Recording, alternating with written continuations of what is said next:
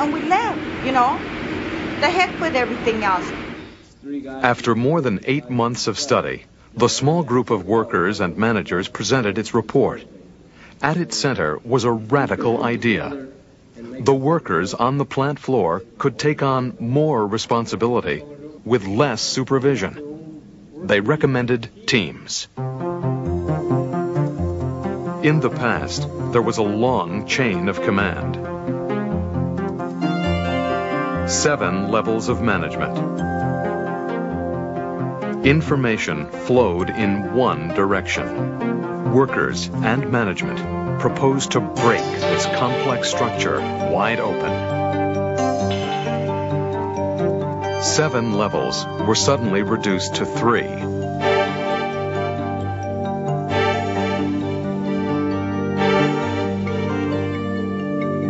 The lines of communication were simplified and ran in both directions. Workers would be asked to take charge, make decisions, and be held accountable. And management was delighted. Teams are definitely a tool for change, and the old top-down command and control approach simply is not appropriate for a fast-changing organization. The flexibility of teams is really much more appropriate to a complex, fast-changing situation. Today, 2 years later, the entire organization has changed. At the center of Magma's team-based structure is the council team. The issue came up of who can be a team leader. Can a lead man, can an hourly employee serve as a team leader in these particular situations? At most companies, this would be a traditional group of upper-level managers. But at Magma, long-term policy decisions are made by people working in every part of the plant, representing both labor and management. With the layers of management we had, if it came down from the top some way or other, it never got all the way to the bottom, and when it did, in all too many cases, it was always distorted. So by eliminating the 4 layers of management that we've eliminated, I feel like that it's a lot clearer communication. There's a lot more communication going on with the work team leaders, the business team leaders, and the day's pay people at the moment. It is the hourly workers who most reflect the dramatic changes since Magma has switched to teams. After much trial and error, they have finally begun to go about their jobs with an entirely new spirit. Yolanda Sanchez works on the hot metals team. 10 men and women who pour the molten copper into 820-pound molds. Yolanda's job is to build and maintain the giant spoons, vital for measuring and pouring the molten copper. In the past, a supervisor would have told Yolanda how to make the spoons, how many to make, and when to make them.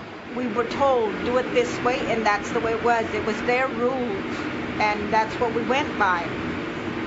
With this new team concept that came in, with the new redesign that came in, they listened to our opinions, and I like that.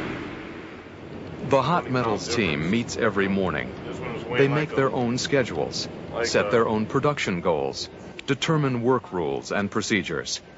They even create their own budgets. On the intermediate spoons, can you explain to me why we're getting so much buildup off of number 3 and 4 vessel? Why? We've either getting some magnetite back down from the converters again. Now there is a new sense of unity and pride. Teams have fostered responsibility and accountability. Everyone on the team understands how his job fits into the copper-making process. It was like, wow, this is what I make. This is why I make spoons. Because I got to learn the whole circuit from material handling to the flash furnace to the converters to the end of our line at the rod plant. You know, if I don't make good spoons, they don't get it down the line. And the tie-in was what really hit me real good, you know.